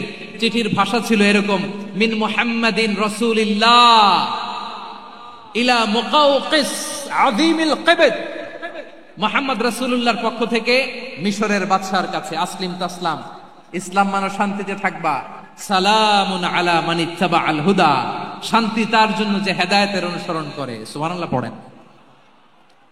তো এই চিঠি অনেকে ভালোভাবে রিসিভ করেছে, অনেকে এই চিঠি পাওয়ার পরে নবীর কাছে আবার ইন রিটার্ন উপহার পাঠিয়েছে। কি পাঠিয়েছে? উপহার। মিশরের বাদশা মুকাওকিস তিনি বিশ্বনবীকে বিশাল এক উপহারের ডালি পাঠিয়েছেন। মিশরের বাদশা মুকাওকিস ছিলেন ধর্মে খ্রিস্টান। লালমনিরহাটের ভাইয়েরা আওয়াজ করে বলেন, মিশরের বাদশা ধর্মে কি ছিল? খ্রিস্টান। কি উপহার দিয়েছিল আমার নবীকে? শুনতে মনে চায়? আওয়াজ নাই লালমনিরহাটের গলায়, শুনতে মনে যায়? 1000 স্বর্ণ মুদ্রা, 1000 স্বর্ণ মুদ্রা। 2টা খ্রিস্টান দাসী, একজনের নাম মারিয়া বিনতে শামউন আল কিবতিয়া, আরেকজনের নাম সিরিন বিনতে শামউন আল কিবতিয়া। একজন খ্রিস্টান দাস 20 থান কাপড় জামা বানানোর জন্য, আমরা নবী যেন সেলাই করে জামা বানাতে পারে এজন্য 20 থান কাপড়, 20 থান ফাইন গার্মেন্ট। সুবহানাল্লাহ বলবেন না? এরপরে একটা গাধা যেটার নাম ছিল উফাইর, আর একটা খচ্চর, এটার নাম ছিল দুলদুল। খচ্চর চিনেন? গাধা আর ঘোড়ার ক্রসিং এ যে প্রাণীটা দুনিয়াতে আসে ওটার খচ্চর বলে। তো এই যে সুপার পাওয়ার খ্রিস্টান বাদশার কাছে নবী চিঠি লিখলেন, ওই খ্রিস্টান বাদশা আমার নবীকে উপহার দিল, বিশ্বনবী এই উপহারগুলো সানন্দে গ্রহণ করেছে। সুবহানাল্লাহ পড়বেন না? তাহলে অমুসলিম কেউ যদি আপনাকে উপহার দেয়, হালাল উপহার হলে আপনি গ্রহণ করতে পারবেন। অনুরূপ ভাবে পারস্যের বাদশা, রোম সম্রাট বিশ্বনবীকে উপহার পাঠিয়েছেন, আমার নবী সবগুলো উপহার গিফট গ্রহণ করেছেন। সুবহানাল্লাহ বলেন। তাহলে প্রিয় লালমনিরহাট, আওয়াজ করে বলুন, ইসলাম কি ন্যারো মাইন্ডেড রিলিজিয়ন না ব্রড মাইন্ডেড? আম্মাজান আয়েশার কাছে মাসালা জানতে চায় মেয়েরা। হে আম্মাজান, অগ্নি উপাসকেরা তাদের ঈদের দিন নওরোজের সময় আমাদেরকে পাখি দেয়, নেওয়া যাবে? উনি বললেন, ওরা জবাই করে দিলে নেওয়া যাবে না, কিন্তু ওরা যদি ফলমূল এরকম খাবার দেয় এগুলো নেওয়া যাবে। তার মানে অমুসলিমদের দেয়া উপহার এটা গ্রহণ করা যায়। সুবহানাল্লাহ বলেন। শুধু তাই নয়, বিষ্ণু ঈসা ইসলাম অমুসলিমদের সাথে আর্থিক লেনদেনও করেছেন, ফিনান্সিয়াল ডিলিং করেছেন। অমুসলিমদের সাথে প্রয়োজনে আপনি ফিনান্সিয়াল ডিলিং করতে পারবেন। আমরা প্রায় দেখি বাজারের মিষ্টির দোকানগুলো আমার হিন্দু ভাইদের। লালমনিরহাটে মিষ্টির দোকান, দইয়ের দোকান কারা চালায়? হিন্দুরা চালায় না। তারপরে যে বারবার শপ, চুল কাটে যে নাপিত, অধিকাংশ নাপিতের দোকানে কারা? আমার হিন্দু ভাইরা। তা আপনি চুল কাটতে পারবেন কিনা বলেন? পারবেন। তার দোকান থেকে দই মিষ্টি কিনতে পারবেন কিনা? হ্যাঁ, আমার মুসলিম ভাইয়ের দোকান থাকলে ওইটারে আমি বেশি প্রায়োরিটি দিব, ঠিক কিনা? কিন্তু যদি তাদের সার্ভিস নিতে চান, প্রোডাক্ট নিতে চান, পারবেন। তার দলিল সহিহ বুখারী, আম্মা জান আয়েশা রাদিয়াল্লাহু তাআলা আনহা বলেন, ইশতারা রাসূলুল্লাহ সাল্লাল্লাহু আলাইহি ওয়াসাল্লাম মিন ইয়াহুদিয়িন তুআমান ওয়া রাহানাহু দিরআহু মিন হাদিদ। রাসূল সাল্লাল্লাহু আলাইহি ওয়াসাল্লাম এক ইহুদির কাছ থেকে, কার কাছ থেকে? সবাই বলে নাই, কার কাছ থেকে? আমার নবী, পেয়ারা নবী এক ইহুদির কাছ থেকে জব কিনেছিল। জব, বার্লি, যেটা দিয়ে রুটি বানায়। ওই জবের দাম দেওয়ার টাকা পয়সা নবীর কাছে ছিল না। ফলে নবী ওনার একটা পোশাককে মর্গেজ রেখেছিলেন, মর্গেজ, বন্ধক, যে এখন এটার দাম দিতে পারবো না, কয়েক কেজি বার্লি নিয়ে যাই আর বন্ধক হিসেবে আমার জামাটা রেখে গেলাম, যেদিন দাম দিব ওই দিন জামাটা ছুটাই নিয়ে যাব। সুবহানাল্লাহ পড়বেন না? দিরআহু মিন হাদিদ, লোহার তৈরি বর্ম, মানে যুদ্ধের পোশাক, লোহা দিয়ে বানানো। বিষ্ণুনবী বললেন, কয়েক কেজি জব দাও, টাকাটা পরে দিব, এখন টাকা নাই, বন্ধক হিসেবে, মর্গেজ হিসেবে আমার জামা রেখে গেলাম, যখন টাকা দিব জামা ছুটাই নিব। আওয়াজ করে বলতে হবে সুবহানাল্লাহ। এ থেকে বোঝা গেল অমুসলিমদের সাথে ফিনান্সিয়াল ডিলিং করা যায়, অর্থনৈতিক লেনদেন করা যায়, কেনাবেচা করা যায়, প্রোডাক্ট কেনা যায়। এমনকি আমাদের মসজিদে নববীতে বারান্দায় আপনারা একটা অটোমেটিক ফ্লাইং আমব্রেলা দেখছেন? সূর্য যখন বাড়ে মসজিদে নববীর বারান্দায় ইয়ার্ডের মধ্যে অটোমেটিক্যালি কিছু আমব্রেলা আছে, সাঁ করে খুলে যায়, আর সূর্যের তাপ লাগে না। আবার সন্ধ্যাবেলায় এই আমব্রেলা গুলো ওরা ক্লোজ করে ফেলে। দেখেন নাই না? দেখছেন? এই মসজিদে নববীকে সর্বোচ্চ উন্নত মানের কনস্ট্রাকশন ইনফ্রাস্ট্রাকচারে ডেভেলপ করার জন্য কর্তৃপক্ষ কিছু অমুসলিম ইঞ্জিনিয়ারের, ডিজাইনারের সহায়তা নিয়েছিল। সুবহানাল্লাহ বলেন। কোন দলিলের ভিত্তিতে? এই দলিলের ভিত্তিতে যে বিষ্ণু ঈসা ইসলাম অমুসলিমদের সাথেও লেনদেন করেছেন। আওয়াজ করে বলতে হবে আল্লাহু আকবার। শুধু তাই নয়, ইন কেস অফ ইমার্জেন্সি, প্রয়োজনে ইসলামের খাতিরে, ইসলামকে সামনের দিকে এগিয়ে নিয়ে যাওয়ার জন্য অমুসলিমদের সাপোর্ট নেওয়া জায়েজ আছে। সুবহানাল্লাহ বলেন। অমুসলিমদের সাপোর্ট নেয়া, তাদের থেকে অর্থ নেয়া, পলিটিক্যাল সাপোর্ট, পলিটিক্যাল অ্যাসাইলাম নেওয়া জায়েজ আছে। আমাদের অনেক বিশ্ববরেণ্য দায়ীরা আমেরিকায় অস্থায়ীভাবে অ্যাসাইলাম নিয়ে থাকে, নিজের দেশে গেলে ফাঁসিতে ঝুলাই দিবে। যুগ যুগ ধরে দায়ীদের উপর এরকম অত্যাচার আর নির্যাতন আছে না নাই? মিশরের অনেক দায়ীরা পাশ্চাত্যে যেয়ে থাকে। এই যে তারা পলিটিক্যাল অ্যাসাইলাম নিয়ে থাকে, রাজনৈতিক আশ্রয়, এটা জায়েজ আছে না? এটা যে জায়েজ আছে তার প্রমাণ স্বয়ং বিশ্বনবী সাল্লাল্লাহু আলাইহি ওয়াসাল্লাম পলিটিক্যাল সাপোর্ট নিয়েছিলেন অমুসলিমদের কাছ থেকে। সুবহানাল্লাহ বলেন। খুব মজাদার একটা ঘটনা শুনবেন। আপনাদের আগ্রহ দেখে তো মনে হয় না শোনার ইচ্ছা আছে। আছে আছে, গলায় জোর আছে। লিল্লাহি তাকবীর, লিল্লাহি তাকবীর, নারায়ে তাকবীর। মাশাআল্লাহ।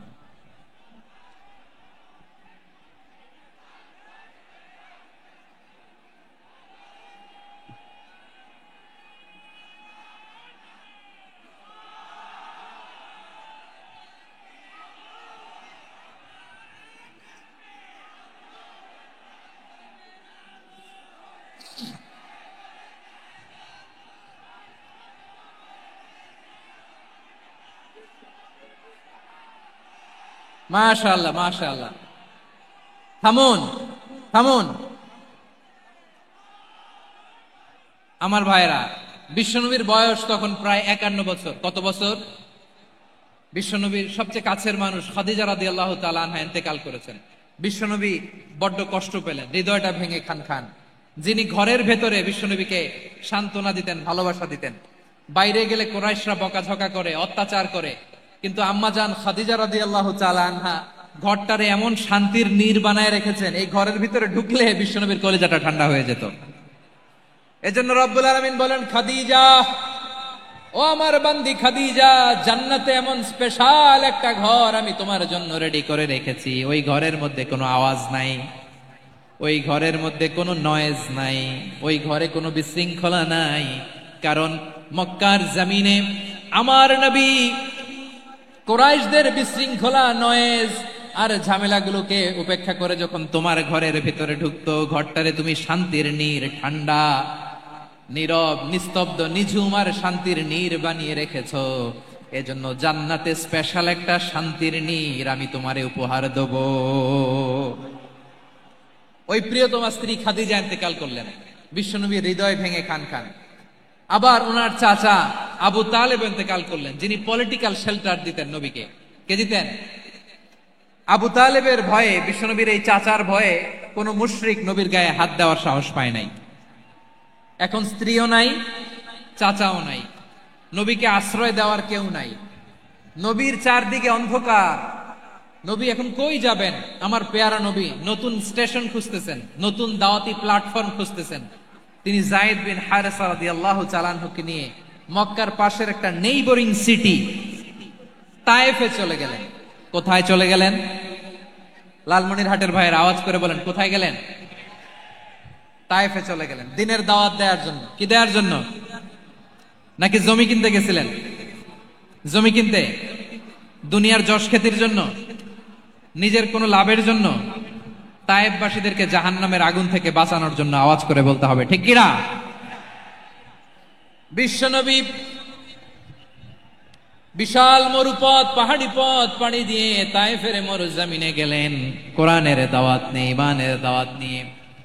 কিন্তু তায়েফের লোকেরা বিশ্বনবীর দাওয়াতকে শুধু প্রত্যাখ্যান করেই থামে নাই, তারা বিশ্বনবীর সাথে অত্যন্ত খারাপ আচরণ করেছে, বিশ্বনবীকে শারীরিকভাবে হেনস্থা করেছে, আমার নবীকে শারীরিকভাবে অত্যাচার করেছে, আমার পেয়ারা নবীর গায়ে পাথর মেরেছে, বিশ্বনবীর গা বেয়ে ঝরঝর করে রক্ত ঝরেছে, নবী জামিনের মধ্যে লুটিয়ে পড়েছেন, আবার মেরেছে, আবার নবী হাঁটতে শুরু করলেন, পেছন থেকে আবার মেরেছে, আবার নবী রক্তাক্ত হয়ে জামিনের মধ্যে লুটিয়ে পড়লেন, আবার মেরেছে।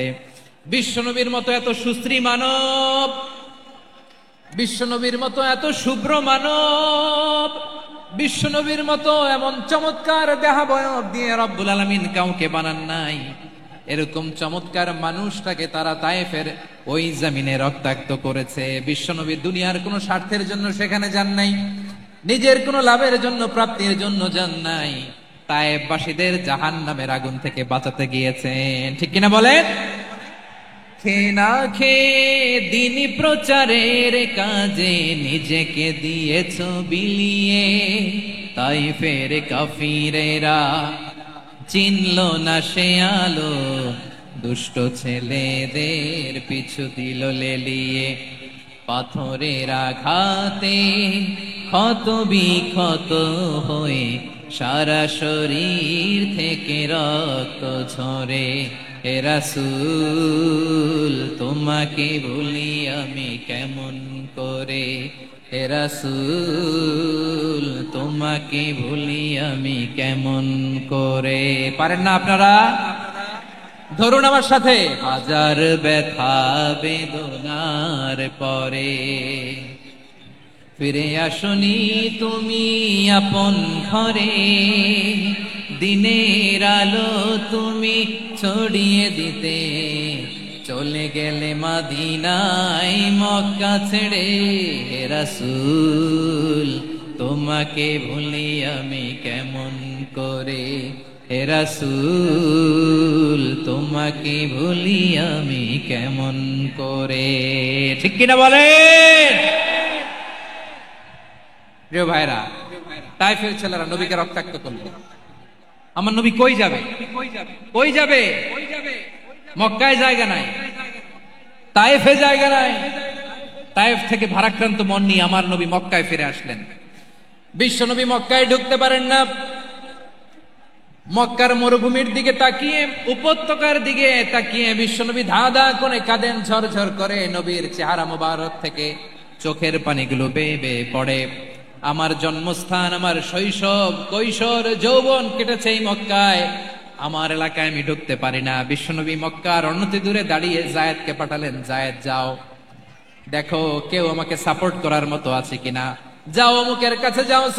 জায়েদ গেলেন, তারাও প্রত্যাখ্যান করে ফিরিয়ে দেয়। বিশ্বনবী বললেন যাও অমুক লোকের কাছে যাও, তিনিও প্রত্যাখ্যান করে ফিরিয়ে দিলেন। কেউ বিশ্বনবীকে আশ্রয় দিতে রাজি হয় না। নিজ জন্মভূমিতে বিতাড়িত বিশ্বনবী, সর্বশেষ বিশ্বনবী বললেন যাও মুতঈম ইবনে আদির ঘরে যাও। মুতঈম ইবনে আদি মুশরিক, তার কাছে যাও। গেলেন, মুতঈম ইবনে আদি রাজি হয়ে গেল। সুবহানাল্লাহ বলেন।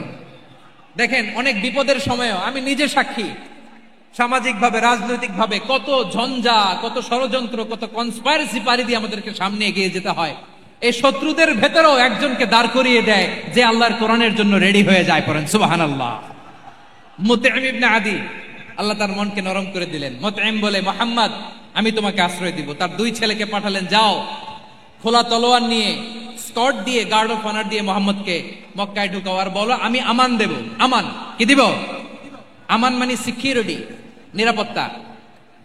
সিকিউরিটি ছাড়া, আমান দেওয়া ছাড়া কেউ থাকতে পারতো না মক্কায়। দুই ছেলে বিষ্ণু ইসা ইসলামকে নিয়ে আসলো। নবী কাবার চারদিকে তাওয়াফ করলেন, নামাজ পড়লেন। আবু জাহেল, উতবা, সাইবা, ওয়ালিদ ইবনে মুগীরা সবাই দেখে, কেউ কিছু করতে পারে না। কারণ মুতঈম ইবনে আদি ঘোষণা দিয়েছেন আমি মুহাম্মদকে আমান দিয়েছি, মুহাম্মদের গায়ে যেন কেউ স্পর্শ না করে। আওয়াজ করে পড়েন সুবহানাল্লাহ।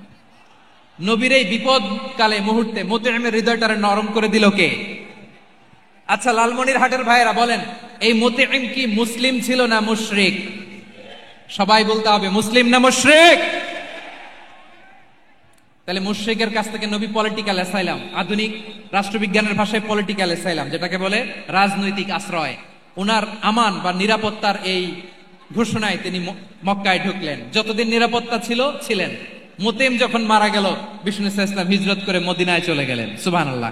কিন্তু মুতঈম যে বিশ্বনবীর উপকার করছে এটা বিশ্বনবী ভুলে নাই। আমাদের অনেকে আছে উপকার করার পরে আর খেয়াল থাকে না, খাওয়ার পরে গলা দিয়ে নামলে আর খেয়াল থাকে না। এরকম আছে না নাই? আমার নবী ভুলে নাই। বদরের প্রান্তরে 70 জন কাফেরকে যখন বন্দী করে বিশ্বনবীর সামনে হাঁটু গেড়ে দাঁড় করানো হলো, বসানো হলো, 70 জন কাফের। কয়জন? বিশ্বনবী তাদের দিকে তাকিয়ে বললেন, সহিহ বুখারীর বর্ণনা, লাউ কানাল মুতঈম ইবনে আদি হাইয়ান সুম্মা কাল্লামানি হাউলা ইন্নাতনা লা তারাকতুহুম লাহু। বদরের প্রান্তরে 70 জন বন্দী কাফিরের দিকে তাকিয়ে আমার নবী বললেন, আজকে মুতঈম ইবনে আদি যদি বেঁচে থাকতো আর তোমাদের 70 জনের ব্যাপারে যদি মুতঈম এক বাক্যে একটা সুপারিশ করত, তার সম্মানে আজকে তোদের সবাইকে আমি মাফ করে দিতাম। সুবহানাল্লাহ নাই? ওই যে চিল্লাচিল্লি যে কথা বোঝে নাই, কোন জিনিস মিস করছে ওরা নিজেরাও বোঝে নাই। বিশ্বনবী মুতঈমের এই সাহায্যের কথা বলে নাই। 70 জন মুশরিক হাঁটু গেড়ে বসা, নবী চাইলে এখনই এক্সিকিউশন অর্ডার দিতে পারে। তিনি বললেন, আজকে যদি মুতঈম বেঁচে থাকতো আর মুতঈম যদি তোদের জন্য সুপারিশ করতে, এই আবর্জনাগুলোর ব্যাপারে সুপারিশ করতে, আমি মুহূর্তেই তোদেরকে এমনি মাফ করে দিতাম। এবার বলেন, ইসলাম কি ন্যারো মাইন্ডেড না ব্রড মাইন্ডেড? শুধু তাই নয়, যাকে যে সম্মান দেয়ার আমার নবী দিতেন, হোক আস্তিক হোক নাস্তিক, হোক মুসলিম হোক অমুসলিম। বিষ্ণু ইসলাম যখন রোমান সম্রাটের কাছে চিঠি লিখেছেন, আমার প্রিয় লালমনিরহাটের ভাইরা, অল্প কয়েক মিনিট কয়েকটা জরুরি কথা বলবো। এদিকে তাকান, এদিকে তাকান। রোমান সম্রাটের কাছে বিশ্বনবী যখন চিঠি লিখলেন মিন মুহাম্মদ রাসূলিল্লাহ ইলা হিরাকলা আযীমির রোম। মুহাম্মদের পক্ষ থেকে হিরাক্লিয়াসের কাছে, যিনি হচ্ছেন আযীমির রোম। এটা নবী নিজ থেকে বানায় লিখছেন অতিরিক্ত সম্মান দিয়ে। কোন রাষ্ট্রপ্রধান যখন আসে তাদেরকে আমরা কি বলি জানেন? তার নামের শেষে এইচ ই এটা লিখতে হয়, H.E. মানে হিজ এক্সেলেন্সি। কি লেখে? হিজ এক্সেলেন্সি অথবা ইউর হাইনেস, ইউর ম্যাজেস্টি। দেখেন, বিশ্বনবী সাল্লাল্লাহু আলাইহি ওয়াসাল্লাম সব নবীদেরও নবী। তিনি একজন মুশরিক খ্রিস্টান সম্রাট, রোমান সম্রাটের কাছে চিঠি লিখতে যায়, লিখতেছে ইলা হিরাকলা আযীমির রোম, হিরাক্লিয়াসের কাছে আমার চিঠি, যিনি রোমের আযীম, হিজ হাইনেস, মানে রোমের অনেক সম্মানিত এক বাহাদুর। আওয়াজ করে বলেন সুবহানাল্লাহ। তার মানে যাকে যে সম্মান দেয়ার এটা বিশ্বনবী দিতেন। এমনকি যে ইহুদিরা ভালো ছিল, এই ইহুদিদেরও প্রশংসা করেছেন বিশ্বনবী মুহাম্মদুর রাসূলুল্লাহ সাল্লাল্লাহু আলাইহি ওয়াসাল্লাম। এক ইহুদির প্রশংসা করেছেন বিশ্বনবী। ইহুদির কার? কার? আমি তো আমার ভাইয়ের প্রশংসা করি না, আমি তো এক আলেম আরেক আলেমরে স্পেস দেই না, আমি তো এক দায়ী আরেক দায়ীর সাথে বসতে চাই না। আমার নবী ইহুদির প্রশংসা করে। কার প্রশংসা? ওই ইহুদির নাম ছিল মুখাইরিক। সিরাত গ্রন্থ ঘাটলে পাবেন। তিনি বলেছেন মুখাইরিক খাইরু ইয়াহুদ, Mukhayriq is the best of the Jews. জুইশদের মধ্যে সে সবচেয়ে ভালো। কেন প্রশংসা করলেন তার? এর কারণ মদিনা চার্টারে কথা ছিল সব ধর্মের মুসলিম, মুশরিক, ইহুদিরা মিলে মদিনাকে রক্ষা করবে। কিন্তু তৃতীয় হিজরিতে যখন উহুদের যুদ্ধ শুরু হলো, সবার কথা ছিল যেই আক্রমণ করে আমরা মদিনাকে বাঁচাবো। কোন শহরকে বাঁচাবো? মদিনাকে। কিন্তু কুরাইশরা যখন অ্যাটাক করলো, ইহুদিরা আর আসে না, ইহুদিরা আর বেরোয় না। বিষ্ণু বললেন, ওহে ইহুদিরা, তোমরা না চুক্তি করলে আমার সাথে যে মদিনা বাঁচাতে সবাই ঝাঁপিয়ে পড়বো, আসো। একটা ইহুদিও বেরোয় না, কেউ আসে না সেদিন, একজন ছাড়া। তার নাম মুখাইরেক। তার নাম কি? মুখাইরেক বাহাদুরের মতো ঘোড়সাওয়ার হয়ে বেরিয়ে গেলেন এবং বললেন, গোটা ইহুদি সাম্রাজ্যের একজনও যদি না আসে, আমি মুখাইরেককে কেউ ঘরে আটকে রাখতে পারবে না। বেরিয়ে আসলেন, এসে বললেন, আমি মুহাম্মদের পক্ষে যুদ্ধ করব। আমি মারা গেলে আমার সম্পদ আমার উত্তরাধিকারীরা পাবে না, আমার সম্পদ তোমরা মুহাম্মদকে দিয়ে দিবা। সুবহানাল্লাহ বলেন।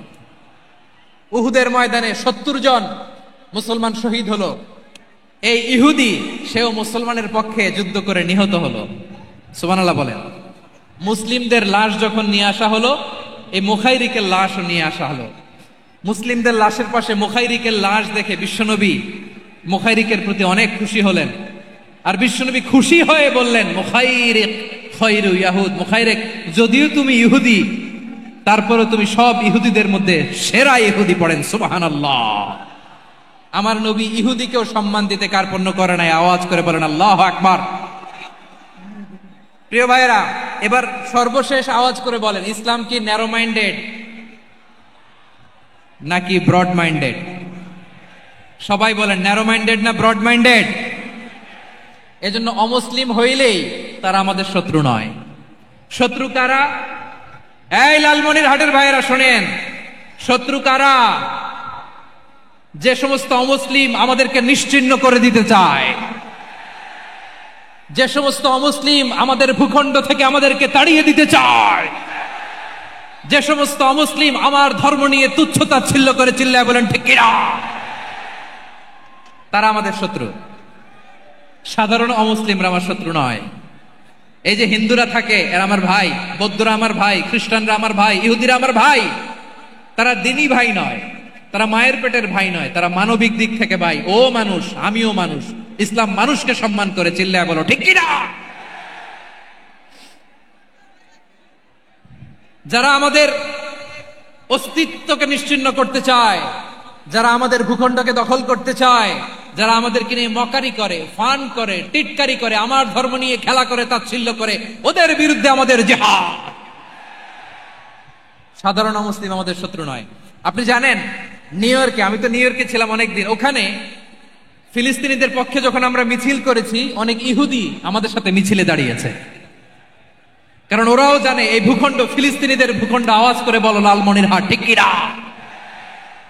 ইসরায়েলের রাজধানী খোদ তেল আবিবে অনেক ইহুদিরা বেঞ্জামিন নেতানিয়াহু তার বিরুদ্ধে মিছিল করেছে। তো তারা কি আমাদের শত্রু? না।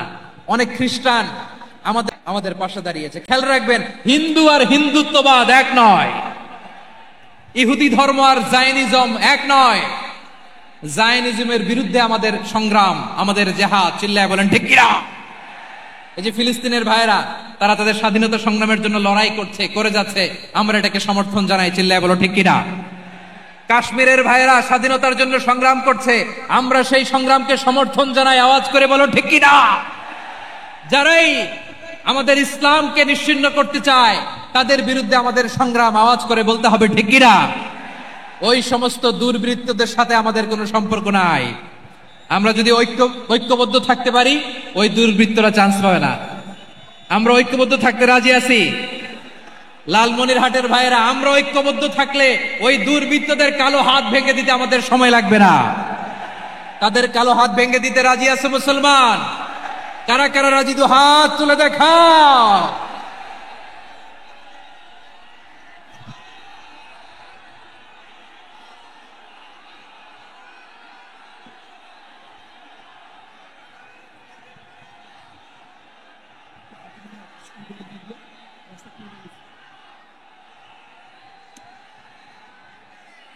আমার প্রাণ প্রিয় লালমনিরহাটের ভাইয়েরা, শত্রু কাফের আর অশত্রু কাফেরের মধ্যে পার্থক্য আছে না নাই? আবু তালেবও মুশরিক, আবু জাহেলও মুশরিক, কিন্তু দুই মুশরিকে পার্থক্য আছে না নাই? আবু তালেব নবীর চাচা, মুশরিক, মারা গিয়েছে মুশরিক অবস্থায়, কিন্তু আজীবন আমার নবীকে আগলে রেখেছে, আমার নবীকে সাপোর্ট করেছে, ভালোবেসেছে। আবু জাহেলও মুশরিক, মারা গিয়েছেও মুশরিক হিসেবে, আজীবন আমার নবীর বিরুদ্ধাচারণ করেছে। আবু জাহেলের শক্তি, সামর্থ্য, স্ট্র্যাটেজি, প্ল্যান সব আমার নবীর বিরুদ্ধে ছিল। আবু জাহেলের কারণে একটা দিন শান্তিতে আমার নবী মক্কায় ঘুমাতে পারে নাই, চিল্লায় বলেন ঠিক কিনা?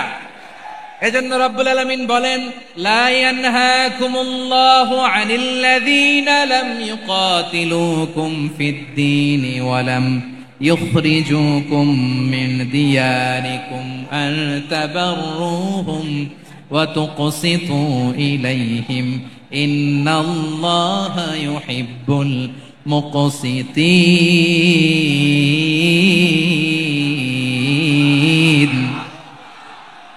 আল্লাহ বলে, গোলামেরা শোনো শোনো, যে সমস্ত অমুসলিম তোমাদের সাথে ধর্মযুদ্ধে লিপ্ত হয় না, তোমাদের বিরুদ্ধে যে সমস্ত অমুসলিম অস্ত্র ধরে না, যে সমস্ত অমুসলিম তোমাদেরকে তোমাদের জন্মস্থান থেকে, ভূখণ্ড থেকে তাড়িয়ে দেয় না, তাদের সাথে ভালো আচরণ করতে আমি আল্লাহ নিষেধ করি নাই।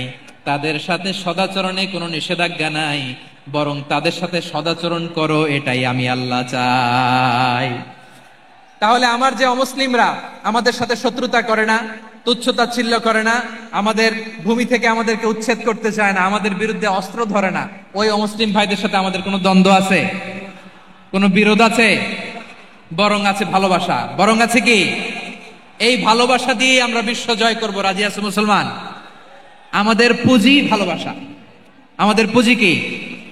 এবার আওয়াজ করে বলেন, আমার এই পুরো আলোচনা থেকে the religious coexistence, peaceful coexistence, শান্তিপূর্ণ সহাবস্থান, কমিউনাল হারমোনি, এই সাম্প্রদায়িক সম্প্রীতি, এই আলোচনা থেকে কি বুঝলেন? ইসলাম কি ন্যারো মাইন্ডেড না ব্রড মাইন্ডেড? এই ব্রড মাইন্ডেড হৃদয় নিয়ে, ভালোবাসা দিয়ে আমরা বিশ্ব জয় করতে চাই। রাজি আছেন? আল্লাহ কবুল করুক, আমরা সবাই পড়ি আমিন। লালমনিরহাটের জেলা স্টেডিয়ামে আমার প্রিয় মায়েরা, বোনেরা, আপনাদের জন্য একটা হাদিস বলে শেষ করব। বিশ্বনবী বলেন, আমার মায়েরা খেয়াল করে শুনুন, বিশ্বনবী আপনাদের উদ্দেশ্য করে বলেন, আল মারআতু ইযা সাল্লাত খামসাহা ওয়া সামাত শাহরাহা হাফিজাত ফুরুজাহা আতাআত বা'লাহা ফালতাদখুল মিন আইয়ি আবওয়াবিল জান্নাতি শাআত। বিশ্বনবী বলেন, ও রমণীরা, ও নারীরা, যে সমস্ত নারী এই চারটা কাজ করবে, এই চারটা কাজের গ্যারান্টি দিবে, তাদেরকে জান্নাতের 8টা দরজার গ্যারান্টি দেয়া হবে। কি চারটা কাজ? 1 নাম্বার, আল মারআতু ইযা সাল্লাত খামসাহা, যে নারী 5 ওয়াক্ত নামাজ পড়ে। কি করে? জেলা স্টেডিয়ামে অবস্থানরত আমার নারীরা, বোনেরা, বিশ্বনবী আপনাদেরকে 4টা কাজের কথা বলেছেন, খুব বেশি না। 4টা করলে 8 জান্নাতের দরজা সব খোলা। কোনটা দিয়ে যাবেন? যেটা দিয়ে মনে চায়। 1 নাম্বার 5 ওয়াক্ত নামাজ। আমার বোনেরা জোহরের নামাজ পড়তে পড়তে এটা আসরে নিয়ে যায়, আসর পড়তে পড়তে এটা মাগরিবে নিয়ে যায়, এরকম আছে না নাই? লালমনিরহাটে হয়তো নাই। আমার বোনেরা এটা করবেন না। ইন্নাস সালাতা কানাত আলাল মুমিনিনা কিতাবাম মাওকুতা, সময় মতো পড়বেন। সামাত শাহরা, রমাদানের রোজাগুলো রাখবেন। হাফিজাত ফুরুজাহা, যে নারী তার চরিত্রকে হেফাজত করে, তার প্রাইভেট হেফাজত করে, তার লজ্জাস্থান হেফাজত করে। ও মায়েরা, আপনার এই গর্ভ যে কত দামি আপনি জানেন না। আপনার এই গর্ভ থেকে জন্মাবে আগামীর সালাহুদ্দিন আল আইয়ুবী। আপনার গর্ভ থেকেই জন্মাবে ইমাম আল মাহদি আল মুনতাযর। আপনার পেট থেকে জন্মাবে আবু সাইদের মতো বীর সৈনিক। আপনার পেট থেকে জন্মাবে মুগ্ধের মতো বীর মুজাহিদ। আপনি জানেন না কে আসবে আপনার পেট থেকে। সময়টাকে কাজে লাগান, ইসলামকে বুঝেন, মানেন, আমাদের ইসলামিক লেকচারগুলো শোনেন। আমরা যে বার্তাগুলো, ইনস্ট্রাকশনগুলো, দিক নির্দেশনাগুলো আপনাদের খেদমতে রাখি, এগুলো মেনে চলুন। আপনিই পারেন আপনার ঘরটাকে জান্নাতের টুকরা বানাতে। একটা family, it's a very big institution and you are the MD, the managing director of this institution. চিল্লায় বলেন ঠিক কিনা? চাইলেই পারেন ঘরটারে জান্নাতের টুকরা বানাতে। 5 ওয়াক্ত সালাত, রমাদানের রোজা, নিজের চরিত্রের হেফাজত, ও আতাআত বালাহা, স্বামীর আনুগত্য। এটাতে অনেকে ভুল করে থাকে। হায় রে আমার বোনেরা, স্বামীর আনুগত্যকে এটা নিজের অপমান মনে করবেন না। আপনার স্বামী আপনার সবচেয়ে বড় গার্ডিয়ান, তিনি আপনার সবচেয়ে ভালো চায়। নারী কখনো গার্ডিয়ানশিপের বাইরে থাকতে পারে না। হয় আপনি বাবার গার্ডিয়ানশিপের ভেতরে, বাপ না থাকলে ভাই আপনার গার্ডিয়ান, ভাই না থাকলে চাচা গার্ডিয়ান, বিয়ের পরে আপনার স্বামী আপনার গার্ডিয়ান। শরিয়া সম্মত স্বামীর আদেশগুলো আপনি মেনে চলবেন, কিন্তু শরিয়া বিরুদ্ধ কোনো আদেশ মানতে আপনি বাধ্য নয়। আওয়াজ করে বলুন সবাই ঠিক কিনা? এই 4টা কাজ যদি কোন নারী করে, বিষ্ণুই বলেন জান্নাতের 8টা দরজা খোলা, তোমার যেটা দিয়ে মনে চায় সেটা দিয়ে জান্নাতে তুমি এন্ট্রি নিতে পারবা। আমরা এখানে লালমনিরহাটের সোহরাওয়ার্দী ময়দানে আজকে যেমন একত্রিত হতে পারলাম, আল্লাহর জান্নাতেও যেন একত্রিত হতে পারে। আল্লাহ তুমি তৌফিক দান করো। আল্লাহ আমার এই কলিজার টুকরা যুবক ভাইদেরকে তুমি উমরে ফারুকের মতো কবুল করো। জেলা স্টেডিয়ামে অবস্থানরত আমার মা বোনদেরকে তুমি ফাতেমার মতো, খাদিজার মতো কবুল করো। আমাদের কলিজার টুকরা সন্তানদেরকে তুমি সালাউদ্দিন আল আইয়ুবীর মতো কবুল করো। এই যে ইসলামিক সোসাইটি লালমনিরহাটকে আল্লাহ তুমি কবুল করো। আল্লাহ যে কথাগুলো বললাম এগুলো প্রথমে আমাকে, আমার সব ভাইদেরকে আমল করার তৌফিক দান করো। রব্বানা ظلمنا أنفسنا وإن لم تغفر لنا وترحمنا لنكونن من الخاسرين ربنا آتنا في الدنيا حسنة وفي الآخرة حسنة وقنا عذاب النار রব্বুল আলামিন আরশের মালিক, লক্ষ লক্ষ তাওহীদি জনতা দুনিয়ার কোনো কিছুর আশায় নয়, দুনিয়ার কোনো কিছুর জন্য নয়, তোমার কোরআনের প্রেমে, ইসলামের প্রেমে হাজির হয়েছে। আল্লাহ আমার ভাইদেরকে কবুল আর মঞ্জুর করে দাও। ইসলামের জন্য গণজোয়ার, এই উচ্ছ্বাস, এই এনার্জি শক্তিগুলোকে আগামীর ইসলামের জন্য কবুল আর মঞ্জুর করে নাও। গাড়িতে করে, হুন্ডায় চড়ে, সাইকেল দিয়ে, রেল লাইন দিয়ে, রেলে চড়ে চড়ে লক্ষ লক্ষ ভাইরা বিভিন্ন জেলা থেকে আজকের এই ঐতিহাসিক লালমনিরহাটের প্রোগ্রামে যারা জয়েন করলো, নিরাপদে তুমি আবার তাদেরকে গন্তব্যে পৌঁছে দিও। রব্বানা تقبل منا إنك أنت السميع العليم وتب علينا يا مولانا إنك أنت التواب الرحيم سبحان ربك رب العزة عما يصفون وسلام على المرسلين والحمد لله رب العالمين وجعل آخر كلامنا عند الموت لا إله ইল্লাল্লাহু মুহাম্মাদুর রাসূলুল্লাহ সাল্লাল্লাহু